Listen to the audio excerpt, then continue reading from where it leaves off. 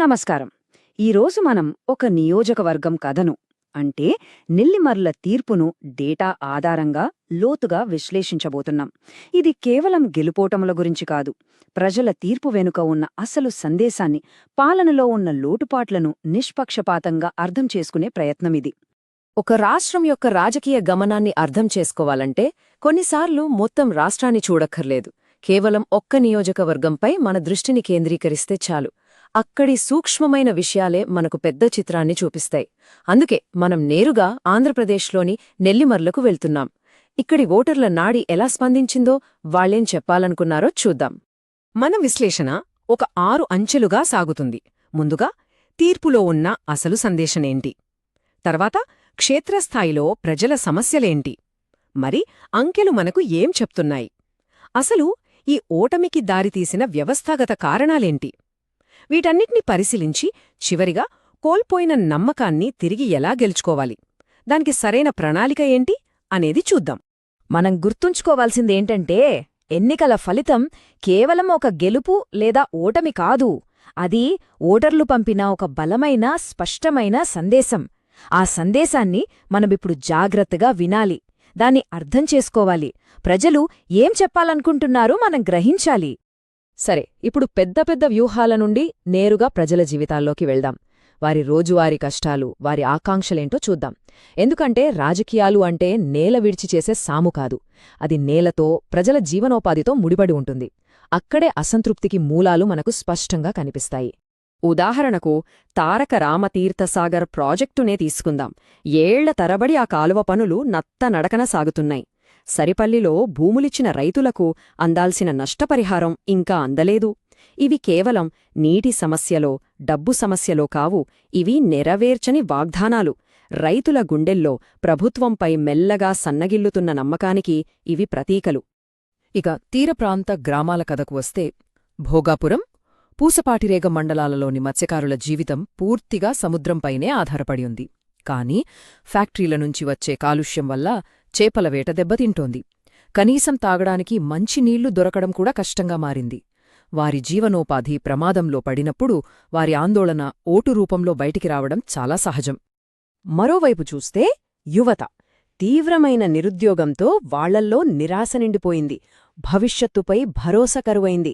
ఇక స్వయం సహాయక బృందాల మహిళల విషయానికొస్తే, వాళ్లు కేవలం సంక్షేమ పథకాలు అందుకునే లబ్ధిదారులుగా మిగిలిపోయారు. వాళ్లకు కావలసింది కేవలం డబ్బే కాదు, తమ ప్రతినిధి తమతో మాట్లాడాలని, తమ సమస్యలను వినాలని ఆశించారు. తమ గొంతును వినే నాయకత్వం కావాలని కోరుకున్నారు. ఇప్పటిదాకా మనం ప్రజల బాధలు, వారి అసంతృప్తి గురించి విన్నాం. ఇప్పుడు ఆ భావోద్వేగాలన్నీ ఓట్లుగా ఎలా మారాయో చూద్దాం. ఇక్కడే మనకు అంకెలు అసలు కథను చెప్తాయి. మార్పు ఎంత తీవ్రంగా ఉందో అవి మన కళ్లకు కట్టినట్లు చూపిస్తాయి. 2019లో పరిస్థితిని చూడండి. వైఎస్ఆర్సీపీకి ఏకంగా 53% ఓట్లు వచ్చాయి. ఇది చాలా స్పష్టమైన, బలమైన ఆధిక్యం. అప్పట్లో వాళ్ల స్థానం చాలా పటిష్టంగా ఉండేది. కాని కేవలం 5 ఏళ్లలో 2024 వచ్చేసరికి చిత్రం పూర్తిగా తలకిందలయింది.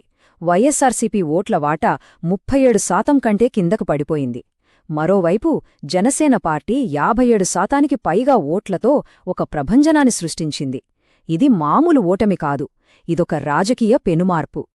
ఓటమి తేడా చూడండి, -39,8229 ఓట్లు, దాదాపు 40,000. ఇది చిన్న సంఖ్య అస్సలు కాదు.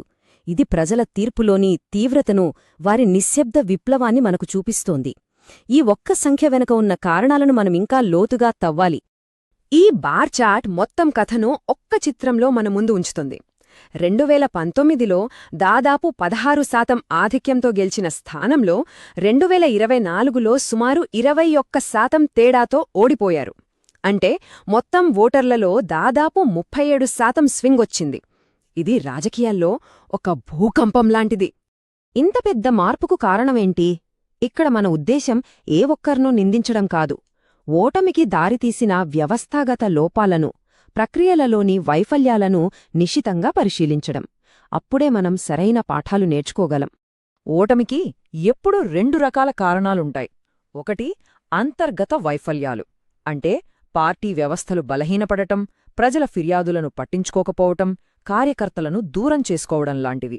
రెండోవది బాహ్య ఒత్తిళ్లు, అంటే బలమైన ప్రత్యర్థి కూటమి, వారి సమర్థవంతమైన ప్రచారం, ప్రభుత్వ వ్యతిరేకతను వాళ్లు చక్కగా వాడుకోవడం. ఈ పట్టిక చూడండి.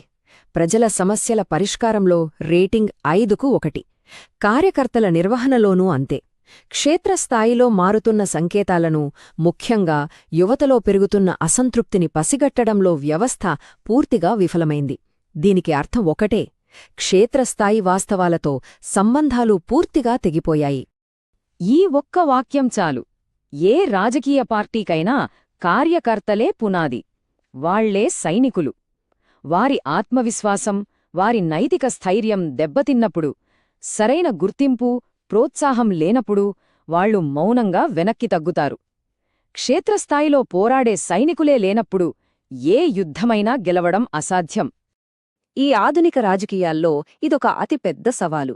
వాట్సాప్ గ్రూపులలో వేగంగా వ్యాపించే తప్పుడు ప్రచారాన్ని, పుకార్లను సమర్థవంతంగా ఎదుర్కోలేకపోయారు. ప్రత్యర్థులు సృష్టించిన నెగటివ్ కథనాన్ని బలంగా తిప్పికొట్టే సరైన యంత్రాంగం ఇక్కడ కొరవడింది.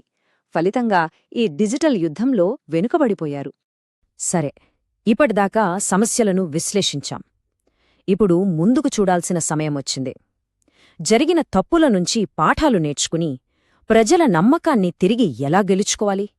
దానికి ఎలాంటి స్పష్టమైన, ఆచరణాత్మకమైన ప్రణాళిక అవసరమో ఇప్పుడు చూద్దాం. ఇదిగో పరిష్కారానికి ఒక స్పష్టమైన మార్గం. ప్రతి ఒక్క వర్గానికి ఒక నిర్దిష్టమైన ప్రణాళిక.